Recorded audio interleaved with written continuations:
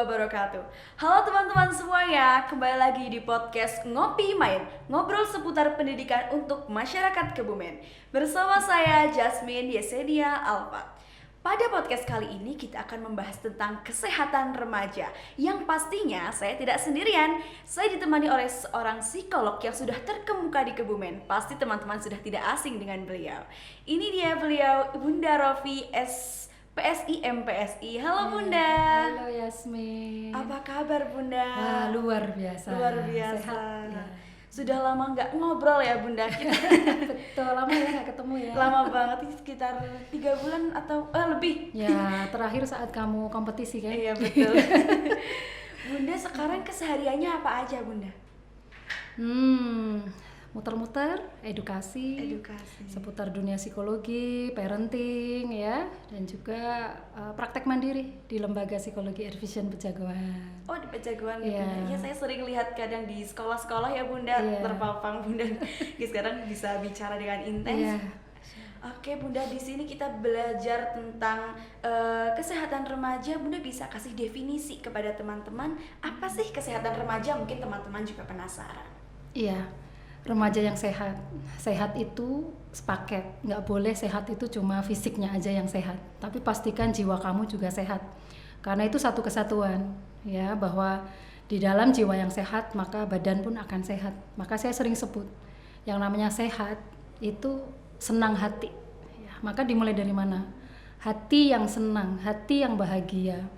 Maka ketika jiwa kita sehat, maka tubuh kita pun juga akan sehat. Maka penting sekali, apalagi rekan-rekan remaja semuanya ya, teman-teman, adik-adik, anak-anakku semua yang masih remaja, pastikan kamu menjadi remaja yang sehat seutuhnya jiwa dan ragamu. Begitu ya Bunda. Itu penting juga ya Bunda. Pasti. Kesehatan remaja. Ya. Sepenting apa sih Bunda ini kesehatan remaja untuk diri mereka? Kalau kita nggak sehat, kita nggak bisa menjalani aktivitas kita. Apalagi remaja punya cita-cita kan yang harus diwujudkan, menjadi pelajar yang berprestasi, unggul, punya keinginan untuk lanjut studi, ya, punya cita-cita yang harus diwujudkan, punya orang tua yang pengen dibuat bangga. Maka kalau badan kita nggak sehat, jiwa kita nggak sehat, tentu kita nggak bisa menjalaninya, betul. Ya. Begitu. Tadi Bunda sempat menyinggung di dalam tubuh yang sehat terdapat jiwa yang kuat. Mens sana in corpore sano. Itu kaitannya dengan kesehatan remaja apa Bunda? Iya. Ini sebenarnya penting karena selama ini kita banyak menangani kasus-kasus kesehatan mental pada remaja. Jadi sebenarnya di tahun 2030 itu kan diprediksikan ada 3 penyakit utama yang menjadi tantangan generasi muda. Gitu Bunda, apa aja? Salah satunya itu penyakit gangguan mental ya, mental health. Jadi isu kesehatan mental remaja ini menjadi satu hal yang kita semuanya harus waspada dan bisa menjaganya Yasmin gitu ya. Karena yang namanya kesehatan mental itu sesuatu yang abstrak. Cuma kita sendiri yang rasa. Betul. Orang lain kadang nggak ngerti kan, lihatnya misalnya lihat Yasmin nih, ini kayaknya cakep, ketawa-ketawa gitu ya. Tapi siapa yang tahu dengan kondisi mental kita? Maka menjadi remaja yang paham apa itu sehat, apa itu fisik dan mental yang sehat menjadi sangat penting. Gitu Bunda. Tadi banyak kasus ya terkait tentang kesehatan mental. Kasus apa nih Bunda yang sering Bunda jumpai khususnya di remaja-remaja? Beragam banget Yasmin. Salah satunya misalkan gangguan kecemasan pada remaja, kemudian gangguan suasana hati ya. Yang ini mempengaruhi pada saat remaja itu menjalani proses belajar mereka gitu ya. Iya, ini benar. bawaan pandemi kemarin sebenarnya. Jadi Yasmin semakin masih ingat banyak kan? ya? Masih ingat pada saat pandemi Ingat kemarin sekali. kita nggak belajar di sekolah, kita di rumah. HP. Nah, dengan gadget yang bisa jadi 24 jam terkadang, dan ternyata itu mempengaruhi kesehatan remaja saat ini ya. Maka salah satunya yang menyisakan ternyata adalah gangguan-gangguan kecemasan pada remaja. Sulit adaptif ketika bertemu dengan orang lain di lingkungan sosial, kikuk ketika memulai obrolan gitu kan ya. Nah, akhirnya apa? Cenderungnya menarik diri. Daripada aku interaksi sosial, ya udah deh aku interaksinya di dunia maya. Nah akhirnya semakin banyak remaja-remaja yang punya gangguan-gangguan dalam adaptasi sosial. Salah satunya itu yang sekarang cukup sampai sekarang ya, iya, masih menjadi perhatian kita. Kemudian kadang kan remaja itu tidak hanya remaja sendiri aja yang merasa mentalnya terganggu, tetapi mereka kadang tidak mau mengakui Bunda kalau mentalnya terganggu. Ciri-ciri nih Bunda, remaja yang mentalnya terganggu itu seperti apa? Oke, kalau bicara tentang mental yang terganggu, berarti kita harus tahu juga apa itu mental yang sehat kan? Oh iya, Ya, betul. mental yang sehat itu ketika kamu satu menyadari apa yang menjadi potensimu, kelebihan maupun kekurangan kamu. Kemudian yang kedua, kamu bisa adaptif. Ya, meskipun aku punya kekurangan, tapi aku tetap bisa adaptif kan gitu. Iya. Karena Betul. nggak semua orang tuh punyanya lebih, nggak ada kurang gitu, nggak mungkin kan. Iya betul. Semua orang ada plusnya ada minusnya. Betul. Tapi orang yang sehat mental tuh dia bisa adaptif dengan kekurangan yang ada. Misalkan oke, aku nggak pinter-pinter amat tapi aku tekun loh gitu. Iya betul. Aku nggak cakep-cakep amat sih gitu, tapi alhamdulillah ya badanku tuh sempurna. Positif thinking ya Bunda. Jadi dia tahu kelebihan kekurangannya, kemudian dia bisa adaptif, dan yang terakhir dia bisa apa? Bisa beraktivitas dan barangkali malah bisa bermanfaat untuk orang lain. Karena salah satu ciri orang yang sehat mental itu dia bisa memberi manfaat buat orang lain.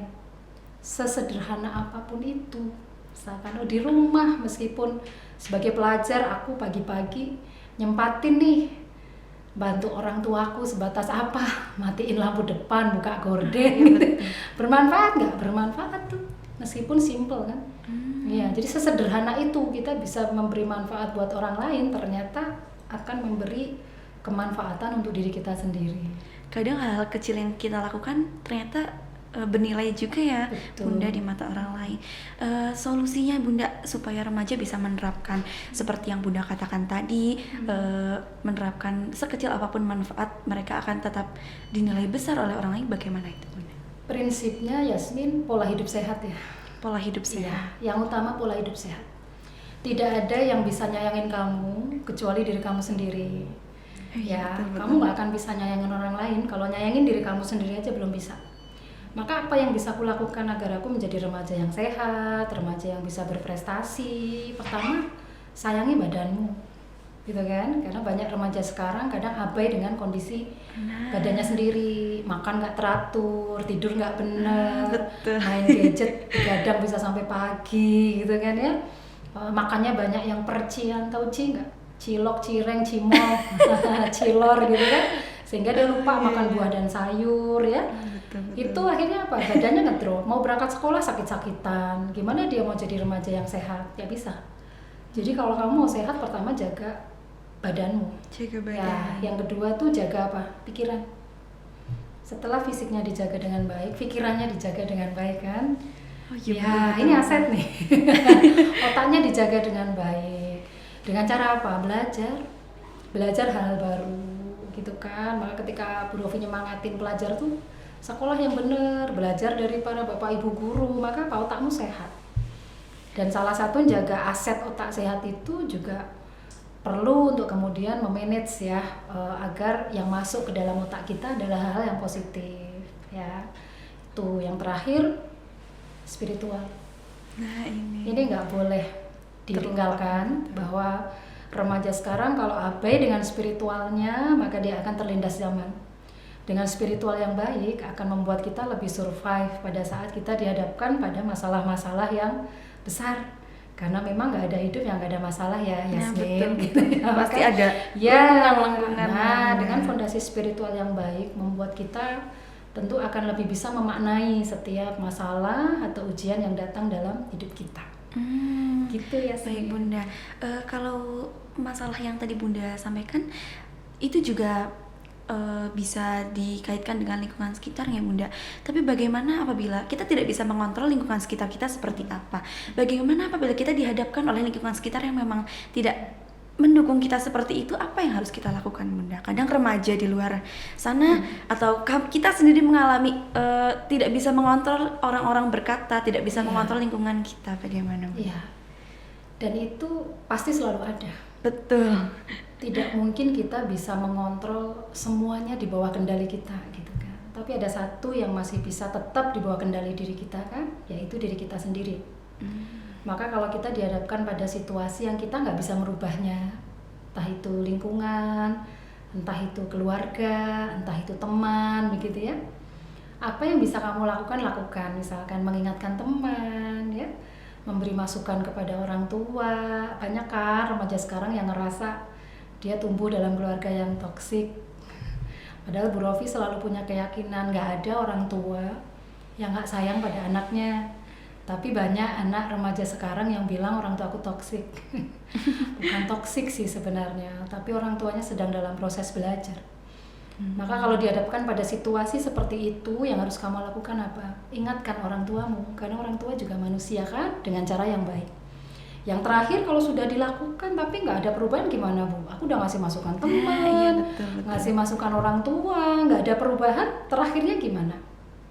Terakhir doakan. Dan fokus pada pertumbuhan pribadi kamu. Karena kalau kita fokusnya lihat orang lain, itu temanku tuh gitu, orang tua aku tuh gitu, terus kapan kita berproses Betul. mengembangkan diri kita? Cintai diri sendiri ya Bunda. Self love itu ya. dengan cara apa sih? Teruslah kamu bertumbuh, ya, menjadi pribadi yang terus bertumbuh, berproses. Dulu nggak benar, sekarang harus benar. Dulu nggak semangat, sekarang harus semangat, gitu ya. Dan tidak ada orang yang ujuk-ujuk nih tiba-tiba dia jadi pribadi yang sempurna, pribadi yang semangat terus gitu. Itu semuanya berproses ya Yasmin. Jadi nikmati proses, bertumbuh dan menyayangi diri kita. Terima kasih Bunda. Bunda ada motivasi untuk teman-teman, untuk remaja ataupun untuk orang tua dari para remaja di yang menonton podcast ini? Oke, untuk kamu para remaja, pesan Bu Rofi, berproseslah untuk pertumbuhan kamu. Setiap orang berhak untuk sukses dengan hidupnya. Apapun yang terjadi kemarin, cukuplah itu kemarin. Ketika kita diberi kesempatan bangun di pagi hari, kita masih buka mata lagi, berarti apa? Allah kasih kesempatan kita untuk punya semangat baru, menjadi pribadi yang sehat seutuhnya dan semangat meraih cita-cita. Untuk para orang tua, tugas kita adalah menyayangi seutuhnya anak-anak yang menjadi amanah, karena anak hadir atas permintaan kita sendiri kepada Tuhan kita, maka hadirnya anak menjadi amanah buatmu. Dan gak ada orang tua yang langsung sempurna, semuanya berproses menuju bijaksana. Maka semangat untuk para orang tua dan juga para remaja. Semoga setiap kita, saya, Yasmin, ya, Bunda Rofi mewakili orang tua, Yasmin mewakili anak. Betul. Kita semuanya berproses, ya. Semoga hidup kita penuh dengan kebaikan dan Amin, pertumbuhan. amin, ya Allah. Terima kasih Yasmin. Terima kasih Bunda Rofi sudah Sama-sama. menemani saya, menemani teman-teman yang menonton di sini, memberikan banyak motivasi. Semoga teman-teman yang menonton di sini bisa terbawa oleh apa pembicaraan kita dan terbawa positifnya untuk di masa Masya depan. Allah. Terima kasih Bunda. Sama-sama Yasmin. Teman-teman, terima kasih sudah menonton podcast kami. Jangan lupa like, comment, and subscribe. Terima kasih. Wassalamualaikum warahmatullahi wabarakatuh.